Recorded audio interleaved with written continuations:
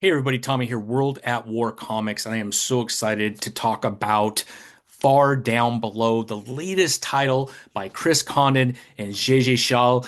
You have to check this out. If you love 80s, if you love Goonies, if you love that kind of storytelling, you're going to absolutely love this storyline. I had the pleasure of reading issue number one, which will be out 326 in all comic book stores.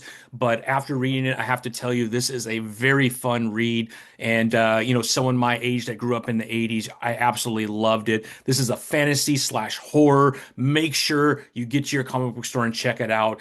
But check out my conversation with both JJ and Chris, and I hope you enjoy. Thanks, everybody. Well, hello, everyone. Welcome to World at War Comics. I have two special guests today on the podcast to talk about their latest title, Far Down Below. We have Gegê Schall. Did I pronounce the last name right as well? Yes, Excellent, excellent. you And then Chris nailed Condon. it. I nailed it. Thank you. Yes, we just talked about that before, so I want to make sure I got that right. And then we have Chris Condon on the show as well. Thank you both for joining me today. I cannot wait to talk about this. But just to give you a little background on these two amazing creators who are joining the podcast today, we'll start with you, JJ. You've worked on a lot of amazing stuff in the past. Let's see, Better Angels, Made in Korea. Correct me if I'm wrong. Chasing Echoes, Buffy the Vampire Slayer, and then Chris. We know you from Texas Blood, the Creep Show, Green Arrow, and the new Ultimate Wolverine. Thank you both for joining me today. I cannot wait to talk about your latest title. But before we jump into that, I would love to know how each of you are doing. Maybe JJ, we could start with you. Yeah. Sure. Yeah, I'm doing great. I am. It's night for me because I'm on the other side of the ocean. And I'm doing pretty good. Just finished like a very relaxed day of illustrating and actually coloring the comic right now. The fourth issue of the comic. Oh, wow. Yeah, Oh, things are cool. coming Can't wait to along check that pretty out. You Excellent. Thanks. will How very about you? soon. How about you, Chris? Everything going okay with Yeah, everything's great. I just actually today announced a new Image Comics miniseries you? with Jeffrey Allen Love called News from the Fallout that I'm really excited about. So Oh, wow. riding the From the high on photo. that. I'm gonna write that down. That way I could check that out too. I haven't been on social media yet, so I haven't seen anything come across yet. It was But literally just announced. Like oh, we, okay, very good. yeah. Not too old. Well, I would love to kind of jump right into this title, and maybe we'll start with you, Chris, because if I'm not mistaken, this is something that you've kind of had on your heart to write about for quite a while. Can you kind of talk about where this story began and how we got to this point? Yeah, I mean, I've had this idea kicking around in the back of my head since high school. It was probably in my sophomore or junior year, I kind of came up with the nugget of the idea. Um, Partly based on my love of, 80s cinema. I love a good adventure film from the 80s, either, The Goonies or something directed by Joe Dante, like Explorers. So that was always on my mind. But there was this idea. I always kind of gravitate towards stories about, or at least I used to, especially, but about fathers and sons and generations and things like that. So that's one of the things that I wanted to dissect in this book. And yeah, so it's always just been kind of there for me, and I've been kicking it around and kicking it around and kicking it around and written various versions of it over the years. It's changed a lot over the years, but it's the right now is the perfect time for it because we have a fantastic team and it's just coming together amazingly well, and I'm really excited for people to check it out. Yeah, yeah, it was a lot of fun. And JJ, I read that when you saw the script and you read the script, that was kind of something that pulled you in. Can you kind of talk about when you first read the script and how you related to it? Oh yeah. I am a little younger, but not that much than you. And yeah, growing up in like the late 80s, early 90s, I consumed so much of that kind of material. Like I feel like I associate I have a very deep love for like Hanna-Barbera stuff, like Johnny Quest and stories like that. And I've always loved stories that put the kids in there. the middle of the action, and I could put myself in those. And yeah, and also growing up, I always loved sci-fi. I always loved stuff like I had a huge love for dinosaurs. I was always like I thought I was going to be an archaeologist when I was a kid. I really loved the idea of like digging stuff. So from that standpoint, it already felt like really cool. Um, and then there's a more personal side of the story that I really like. I feel like I'm becoming the type of artist that or I'm becoming the person that people come to when they want to illustrate very like personal stories for them, because I guess that's kind of my forte. So uh yeah, all of that definitely like pulled my attention, and very it was very quite an easy yes for me, I would say. That's awesome. And then Chris, let's talk about what this story, how it compares to some of the other stuff that you're working on, like Green Arrow, Ultimate Wolverine, and then of course you've done a lot of other things too. Is it kind of a nice change of pace to be able to do something, one, creator own, but two, in that kind of fantasy world? Yeah, I mean it's a joy to get to do something that's different. I mean, I've never really thought of myself as being a one note kind of writer, and I mean that's one of the things that, when you come out with a book like that, Texas Blood, everybody wants you to do one particular kind of story, which is dark, gritty, often a Western, which I love that stuff, but I've always kind of I had stories like Far Down Below kicking around in my head forever. So it's to me, I've always had a more diverse body of work. And so it's really great to actually be able to show that off a little bit and have fun. Like you said, I mean, it really is in a lot of ways. I mean, it's got, certain creepy elements to it. It's got sci-fi elements, fantasy elements, and it's a fun romp in a lot of ways. But also there's absolutely there are personal elements to it. And that, that's exactly something that, something that I saw in Made in Korea and was like, we need to get her over here on this. And so that was so it's a really great change of pace for me. And I hope that there's more chances to do things like this in my future. Yeah, yeah. Yeah, I hope so too. I mean, it's like I said, I really enjoyed it. Can you kind of talk about how Mad Cave was the right place for this title? And was it Mad Cave that brought you together with Gigi, or did you already have Gigi chosen as that artist for this title?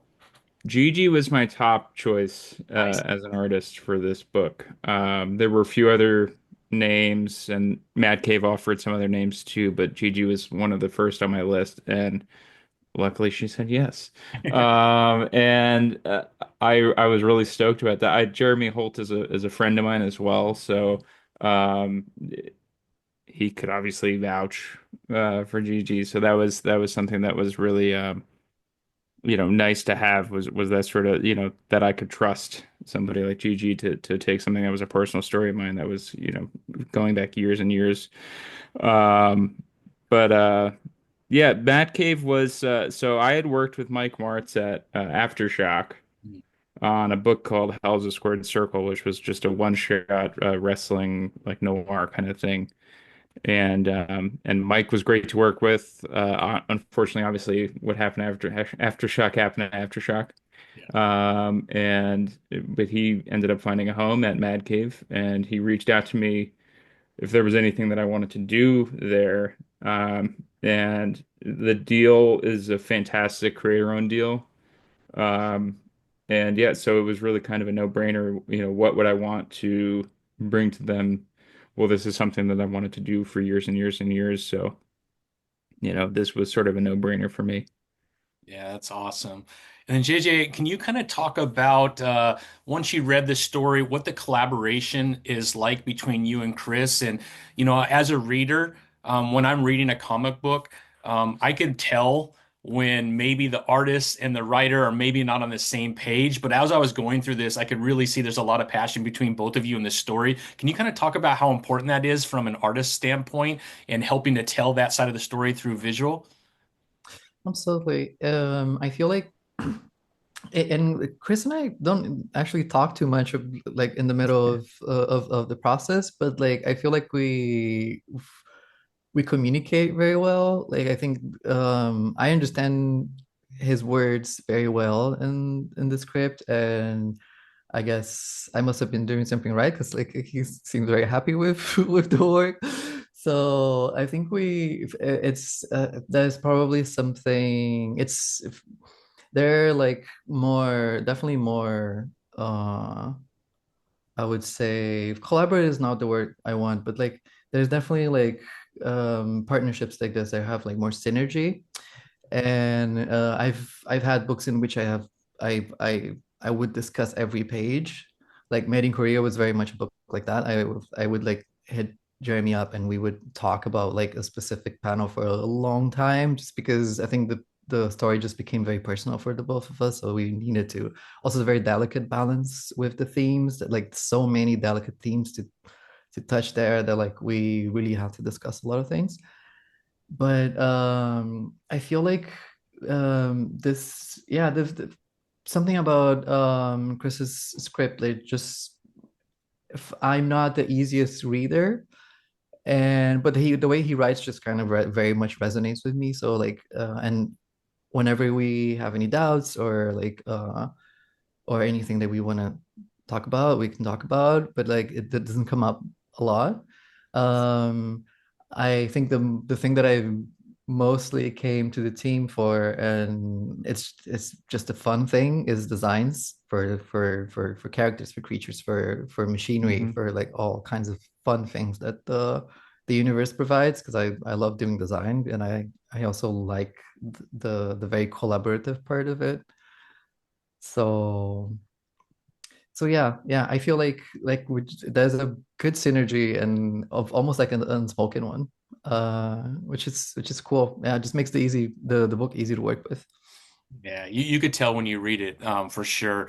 It flows so nicely. Chris, can you kind of talk about, like maybe give us a little bit of an elevator pitch of what fans can expect from Far Down Below? I know I've read it. It doesn't actually hit stores until the 26th of this month, so I want to be careful on how much I share about it without giving away too much of it. But we would love your elevator pitch if that's cool.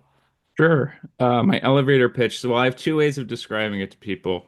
And the first is I call it Journey to the Center of Eastern Pennsylvania. That's like a really easy way to understand what the book is, because it's very much Jules Verne inspired. And the other way that I describe it is if the Goonies was written by coked up 80s Stephen King. And that's really like that's my way of pitching it to people.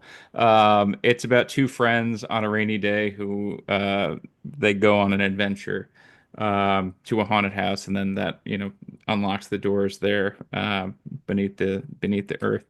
So I really, I mean, I would just, I'd call it an adventure. It's a sci-fi horror adventure. It's set in the 80s. Um, one of the things that I keep getting asked is if like I, wanted to do an 80s thing, and the answer is like, yeah, but also it had to be set in the 80s because of some story reasons.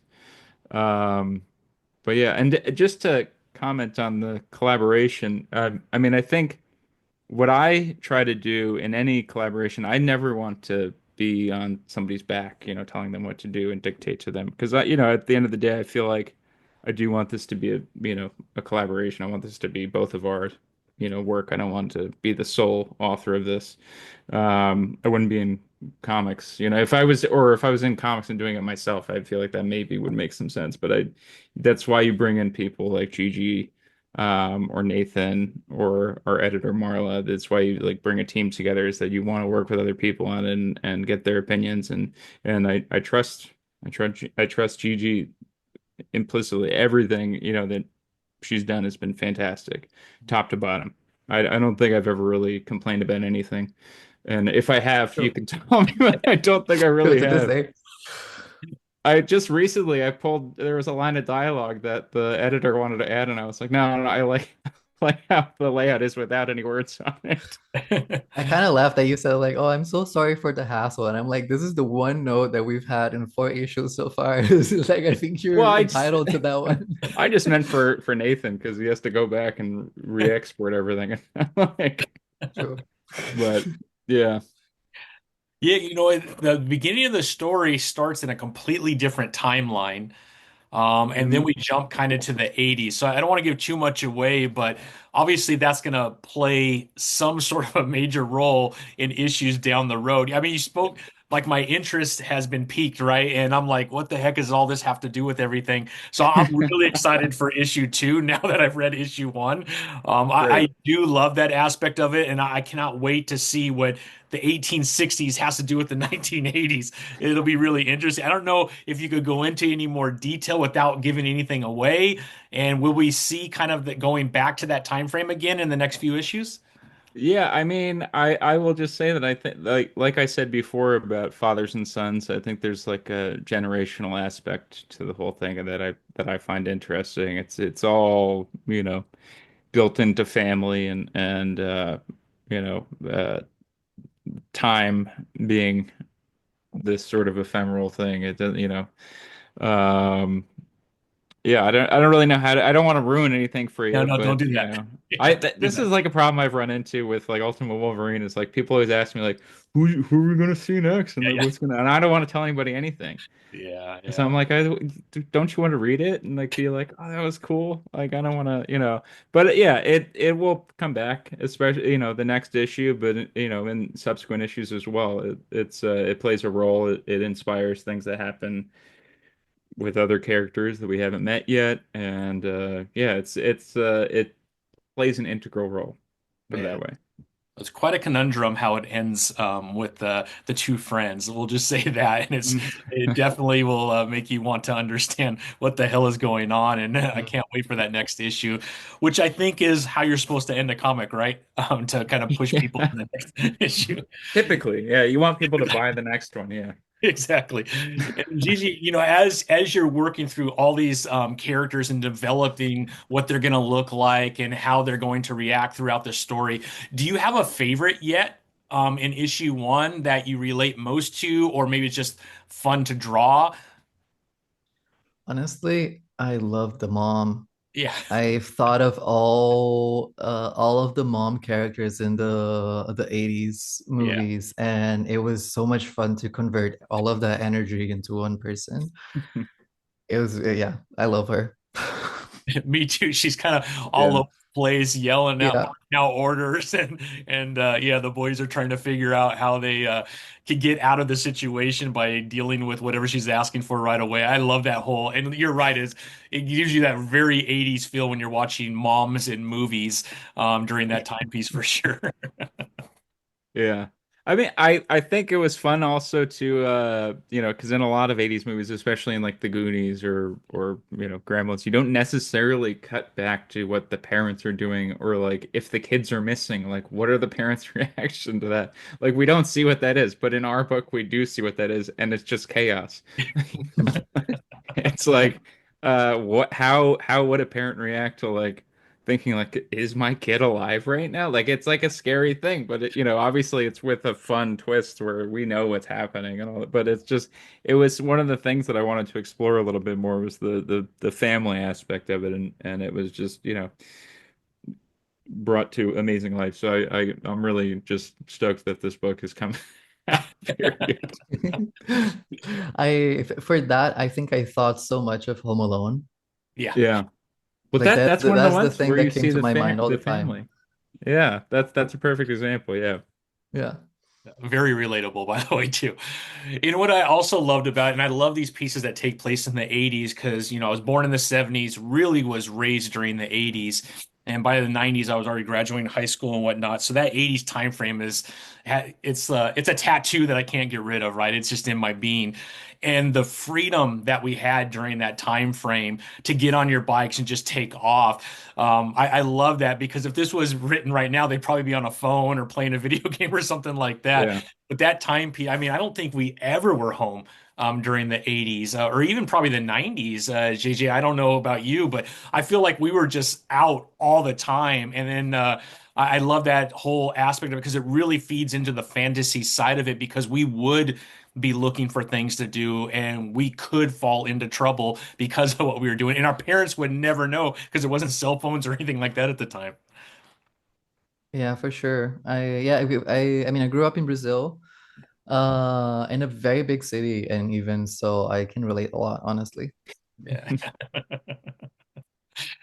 Well, you've seen Yeah. issues 1 through 3, Chris, and then we obviously have issue 4 because JJ, you mentioned that you were working on 4, right? As we're speaking.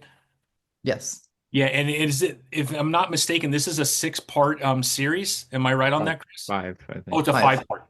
Yeah. Very cool. Very cool. That's very exciting. Now, as far as everything else coming out, is it going to be 5 and done, Chris, or is there room for more story after the fifth, or are you revealing too much? I don't think it's revealing too much, but we could keep going. We Yeah. could, if it sells well and they want to do more, we could do more. It ends on a place in a place where, we could come back for part two if we wanted to. Yeah, yeah, that's awesome.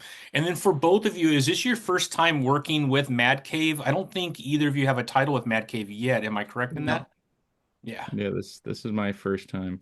Yeah, Yeah. same.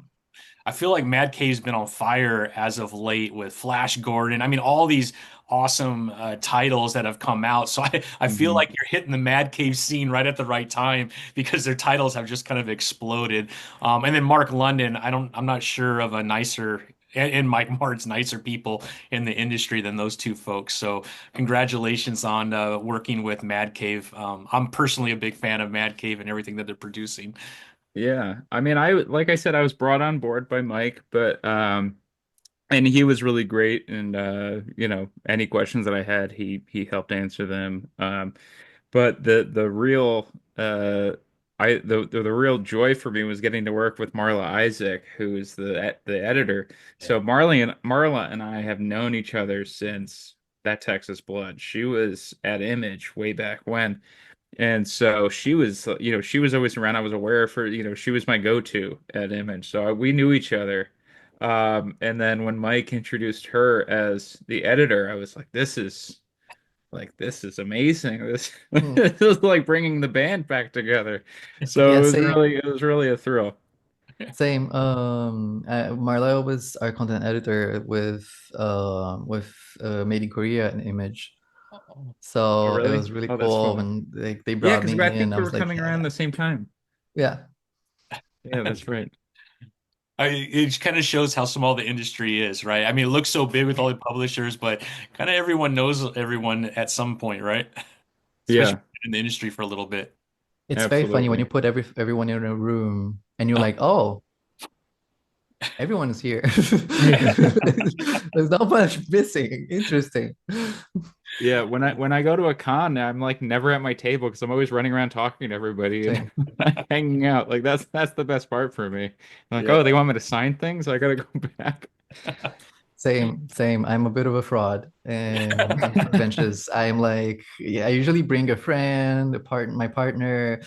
someone that will help me kind of like someone that wants to do their own time around. So like we can kind of switch in the Yeah. middle, but I will definitely be like 50% of the time at the very least talking to Hmm. everyone because like we don't get to talk to people a lot. Like in the industry, we're mostly in our houses working.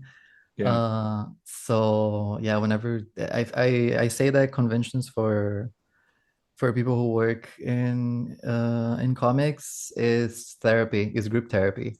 Mm. Yeah. Yeah, Just definitely join, everyone just joins and like, oh, I miss you guys. Yeah, it's when they let the inmates out of the prison. It's just Yeah. That's hilarious. Well, I'm going to share the two covers that fans can expect on the 26th. I'm going to pull up the first cover if that's okay. yeah. Yeah, this cover right here, if I'm not mistaken, it was done. What's this one done by? It's Jacob Phillips. Jacob Phillips. Yes. So Yeah. this is cover A, if I'm not mistaken, right? Yeah, that's correct. And yeah, again, keeping it in the family, Yeah, it's exactly. my that Texas blood collaborator. Yeah, I yeah. like to bring him on board everything if I can. Yeah, yeah. Why not, right? Yeah, Why yeah. not? And then I'm going to share the second cover right here because this one's pretty cool as well. So for fans, you'll get a couple opportunities to add to your collection. Here is cover B, and then who is the artist on this one, Chris? This is Francesco Francavilla. Yeah, yeah, And he's very another that I've known him for years and years and years, way before I was in comics, actually. really. Oh, I once upon a time I worked for Joe Dante, who made Gremlins, and that was actually my I had a commit we commissioned a Howling poster for a show. We did like a screening with Roger Corman and Joe, and then a gallery exhibit, and Francesco did a piece for that. Um, and so so we've known each other for a very long time. So it's really full circle having him on this too. That's awesome, man. Well, I mean, those are the two covers that you could expect on 326. What I would love to find out is outside of far down below, what other things are you both currently working on? Maybe Gigi, we could work with you first. If you could kind of share, there are other things that you're currently working on, and then I'll have a follow-up after that if that's okay. yeah. Um, Honestly, I've been writing a lot lately because Excellent. I have too many ideas, and I realize if I'm a bit of a control freak, I want to do everything, especially on my own stuff. But I realize if I do that, I'm not gonna have the time to do everything I want. Hmm. So like, and then yeah, those books will never come out. So right now I'm just like trying to write as much as I can. And yeah, I basically have two books, 75, 80% written. One of them has already a house. The other one, I'm debating if I should. That one, I'm debating if I should just draw myself and kind of publish online, page by page, Oh, interesting. that kind of thing, and then the Webtoons search type for thing? a publisher afterwards. Oh, okay. Would it be Just like put a it on Webtoons? Patreon. Oh, sorry. Would it be like, I'm sorry, didn't mean to talk over you. Would it be Yeah. like Webtoons or? Yeah, something like that. Maybe just put it up on Patreon, a little bit weekly, see if it works. Depends on the format. If I end up looking at it, it's like, hey, I think this works for this, then I think I'll do it. And in general, I'm just trying to find people to co-write with because I also I'm a novice as a writer, and I want to learn as much as I can. And I think the coolest way would be to collaborate with more people, Sure. which is fun. Yeah, and outside of that, like just picking up some covers and little things on the way for now. So no big project to announce yet. Just a few invitations. Let's see which one actually sticks to Lenny. It sounds like the pan is hot on the stove and something should be cooked up soon, right? Yeah, something like that. Yeah. And then can you kind of share how people could follow you, JJ, on social media? And then I know you have a website. Can you kind of share that website? Because that's where I went to get a little bit of information on all your Oh, experience. Yeah. absolutely. Yeah, everything is Gegê Schall, GEGESCHALL. Uh, on Blue Sky, on Patreon, and gegeshall.com is my website. And also Instagram, but honestly, follow the other ones. Don't care about Instagram that much. Sounds Yeah, good. I got off Instagram a while ago. That was the Oh, first one I got rid of. oh, really? Good riddance. Yeah. Yeah, yeah.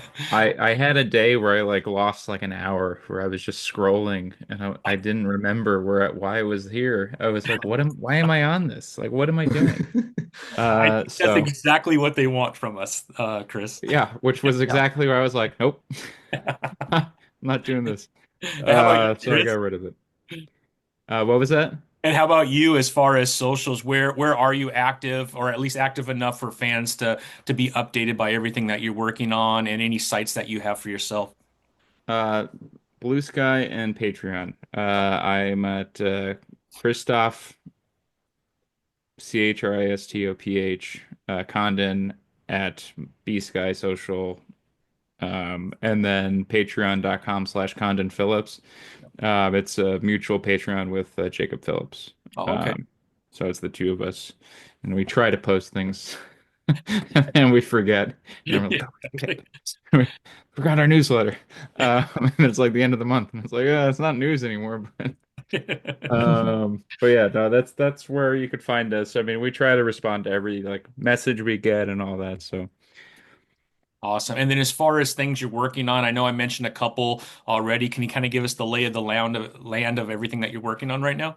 Yeah, so yeah, like I said, news from the Fallout was just announced. That's with Jeffrey Allen Love and Hassan Otsman Elau. And it's a really unique, different book. It's all black and white. Jeff's style is really unique, so it looks almost like shadow puppets. It's really cool. It's set in 1962. It's very much Twilight Zone, Outer Limits, like that sort of style. Nice. Um, so I'm really excited about that. I hope people check that out. That's going to be out in June. And then I have Ultimate Wolverine, Green Arrow, Far Down Below, obviously. Uh, and then anything else I don't remember. I don't know. I mean, there's stuff that hasn't been, announced or anything yet, Gotcha. so I don't want to get into that stuff. But No, no, don't get yourself in trouble. Yeah, don't yeah, do that. not yet. Not Anyway. yet. Not yet, at least. Not yet. Well, that's awesome. I can't tell you how much I appreciate both of you joining me today to talk about Far Down Below. What I'll do is below, I'll make sure that I have all your socials, your websites, things that you're working on, how people can follow you below, and then obviously the synopsis of Far Down Below. Remember, everyone in stores, 326. Make sure that you get in there and pick up Far Down Below. I could tell you for after reading issue one, you're going to absolutely love it. And the way it ends is going to tick you off. So you know you're going to get hooked, which is, I think, the whole point, right? Anything that I'm leaving out for both of you? Well, I mean, for me, I'm doing a signing at a local shop in Montclair, New Jersey. I'm signing on Wednesday from 5 to 7, and I'm going to be signing obviously Far Down Below, Ultimate Wolverine, and Green Arrow. They're all out on the same day. Perfect Nice. storm, alignment of the planets. So yeah, so that's all that I wanted to say. But Any cons as well, Chris, that you'll be at? oh yeah, I'm doing like a million. Oh, I'm doing C2E2. I'm doing London MCM. I'm doing Dallas. That's if I can get out of the country and then back in, but yeah. we'll see. And then Toronto Fan Expo. I think that, and then I don't know. I'm with the rep now, so they're just like sending me things. Do you want to go? And I'm just saying yes because I'm like I never go to these places, so it's really fun. Um, but yeah, that's I think that's it at the moment. Oh, awesome. You I'll should be at come. Dallas Fan Expo, so hopefully I get to bump into you. That'd be Oh, awesome. cool. Yeah, Yeah. yeah, yeah. For And how sure. about you, You should, JJ? you should come to Thought Bubble with me. I want to. Come I to the so side of want the to. ocean I because hear it's Jacob the goes as best. well. I hear it's the best. I really want to. It's That's in such a November, nice right? place. Yeah, you're gonna love it. Okay. Did you see that All with right. Sao Paulo, Gigi? Sorry. Oh no, Thought Bubble is UK. Yeah, Oh, it's UK. I thought you Reed said Sao Harrogate. Paulo. Yeah, yeah. That'd be awesome. And how about you? Are you doing quite a few cons? Do you have a calendar yet? Where you Honestly, might be? this year is such a chill year for me. A lot of work, so it's been hard to get out anyways. Mhm. But yeah, I'm aiming to go to Thought Bubble in the end of the year. Possibly New York Comic Con, but depends on a lot of things. Yeah. Yeah, understood. Understood. I'll do Thought Bubble if you do New York Comic Con. That's a big one, though, man. That's a big one. I mean, San Diego and New York are kind of the coastal kings of Yeah. cons, right? I'll think about it. Yeah. I'm from New Jersey, so New York is my Comic Con. That's like my Yeah. it's a big Comic Con, but it's my hometown Comic Con. So Yeah, yeah. I've never been. I do San Diego every year because I lived in California for 49 years, but I recently moved to Texas to be closer to my grandkids. And so it looks like Fan Expo is going to be my San Diego Comic Con. I believe that's the largest in Texas that happens every year I coming think up. so too. I'm really excited to do a show in Texas because I haven't done one yet, and I have a book called That Texas Blessed. Yeah.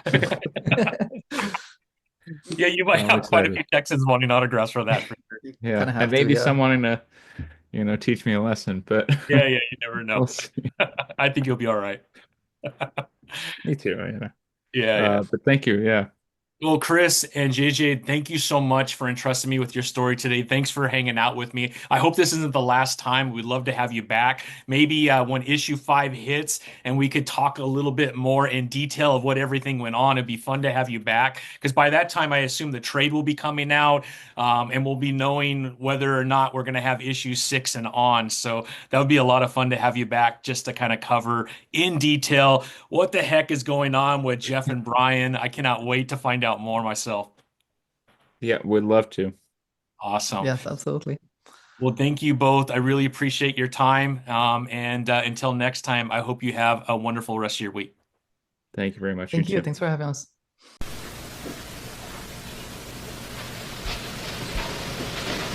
You're still here? It's over. Go home. Go.